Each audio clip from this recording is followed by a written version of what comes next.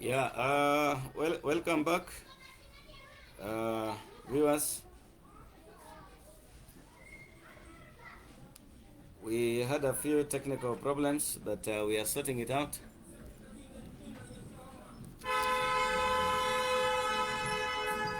And the Lord is good. We have to continue, nevertheless. So I was explaining the three stages that people sometimes go through when it comes to the matter of the issue of resurrection. Now, um, I explained that sometimes the first stage that people go through is to find it difficult to believe that resurrection is true and that we shall be resurrected and that it is possible for somebody to be resurrected. They find it hard to believe that. And therefore, they treat the issue of resurrection like a fabrication. And then they go to stage number 2, whereby now they check out the facts. They find out that it is actually true, but they get puzzled, they get disturbed by the facts they have found. Then they go through the third step, that is now the personal encounter with Jesus Christ. That is now the third step, when now they get a personal encounter with Jesus Christ, and then they get into a position now when they are able to accept the message of resurrection.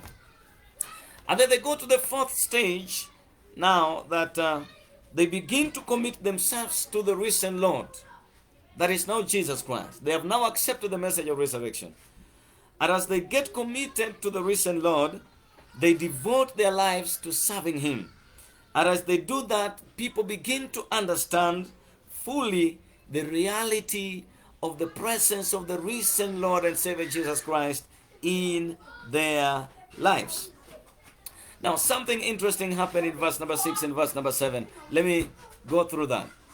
It says in verse number 6 that then Simon Peter arrived and went inside. He also noticed the linen wrappings there, lying there, while the cloth that had covered Jesus' head was folded up and lying apart from the other wrappings. Now, ladies and gentlemen, the linen wrappings left as if Jesus' body had simply vacated them. It was not like somebody had gone and unwrapped the linen, but it was like the body had just left the linen, not the linen being unwrapped out of the body. Now, the cloth that had covered Jesus' head was still rolled up in the shape of a head. So what does that tell us? That it is not some mischief that happened,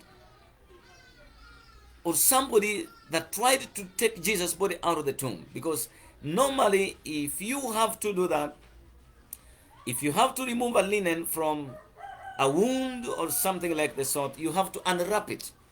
And therefore, it will be shapeless. But this linen that had wrapped the head of Jesus, it was still in the shape of a head. So what had happened, the body of Jesus Christ had vacated the linen. That was something very symbolic and further proof that Jesus did resurrect, and He left the linen, that nobody interfered and tried to remove Jesus' body from the tomb. Now, interesting thing that it was also the same distance from the wrappings that had enveloped Jesus' body. Now, if it was a case of a grave robber, he could have possibly made off with Jesus' body and left the linen as if they were still shaped around it. That was not possible. If it was somebody who had tried to get inside the tomb and take away Jesus' body, as it was claimed a few hours after Jesus had risen from the dead. then they would have thrown the linen carelessly around the tomb. But it was still in shape of the body. The body had simply vacated the linen and the other wrappings. And they were still in the same distance of the shape of a body. Resurrection is real.